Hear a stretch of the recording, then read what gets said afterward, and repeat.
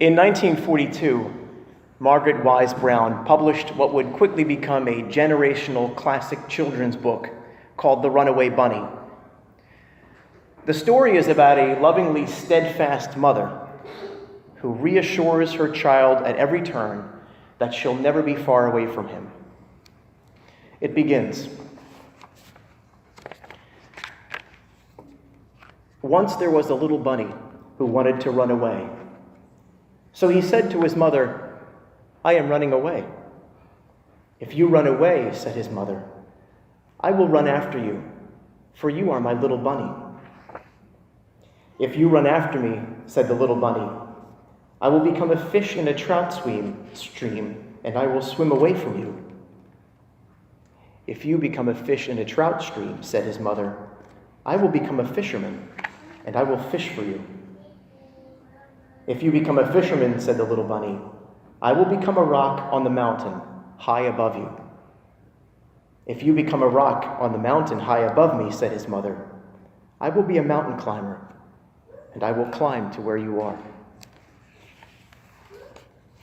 The little bunny continues on, going through a series of ways to evade his mother in this imaginary game of hide and seek. Each time, she responds with a gentle, simple statement, showing him that he will never be far removed from her loving protection. The book concludes with the little bunny saying, "I will join a circus and fly away on a flying trapeze." "If you go flying on a flying trapeze," said his mother, "I will be a tightrope walker, and I will walk across the air to you." "If you become a tightrope walker and walk across the air," said the bunny, "I will become a little boy and run into a house." "If you become a little boy and run into a house," said the mother bunny, "I will become your mother and catch you in my arms and hug you."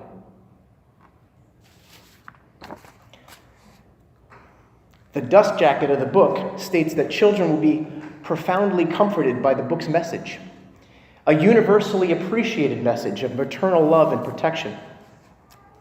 One can easily imagine this playful conversation happening between a mother and child across countless cultures and in countless languages and in all time periods.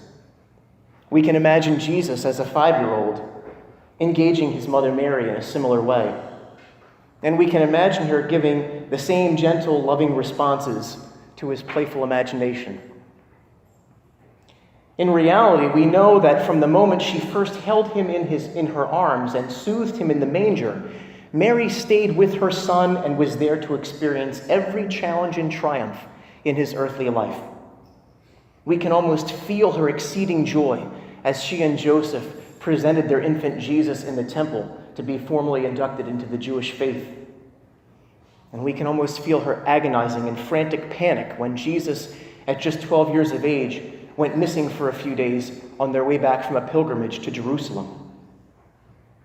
And we can even picture her watching him from among the crowds as he started his earthly ministry, and imagine the incredible feeling of awe and wonder she must have had when she witnessed for the first time her son healing someone, or the way he knowledgeably and effectively preached to the crowds.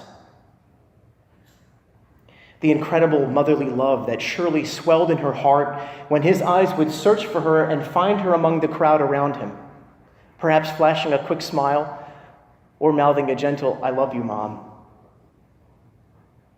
And friends, we can barely imagine the pain in her heart to see him arrested and persecuted, the paralyzing fear that overtook her when he received his death sentence, knowing she would be powerless to do anything but watch and weep and pray as he was crucified. We can only wonder how she could have continued to trust in God through all of this. 33 years after the joyful promise she was given by the Archangel Gabriel at the Annunciation, to see her only child about to lose his life in the most humiliating of ways, reserved only for the worst of criminals. But she did continue to trust God, and she continued to follow her son down the Via Dolorosa as he carried his cross on the way to his crucifixion on Calvary. And just as she stayed by the side of his cradle in the manger, She stayed at the foot of the cross as he cried out in anguish to God the Father. And as Jesus breathed his last breaths, Mary was there as the sword of sorrow pierced her heart. "I will become a little boy and run into a house," said the little bunny. "If you become a little boy and run into a house, I will become your mother and catch you in my arms and hug you." And that's how Mary loved Jesus, the little Lamb of God, who took on flesh and blood and became her little boy. And his beaten, bloodied, and pierced body was taken from the cross and placed into her arms for one last motherly hug before being placed into the tomb. But my friends, we know that Jesus' story did not end there, and Mary's story did not end there either. You see, she followed Christ closely throughout his earthly life, his entire life. We know the countless blessings that Mary received. We know the challenges she overcame. And so the church can confidently define the dogma of her assumption into heaven. Since she followed Jesus Christ at every turn in his earthly life, it only makes perfect logical sense that she would follow his ascension into heaven with her own assumption into the eternal kingdom. And while the church leaves open the question of whether or not she died an earthly death first, I personally feel she would have certainly followed her son in that regard as well. And so Mary, the mother of Jesus, eternally reigns as Queen of Heaven. Having been given to us also as our mother, she shines forth on earth, a sign of certain hope and comfort to the pilgrim people of God.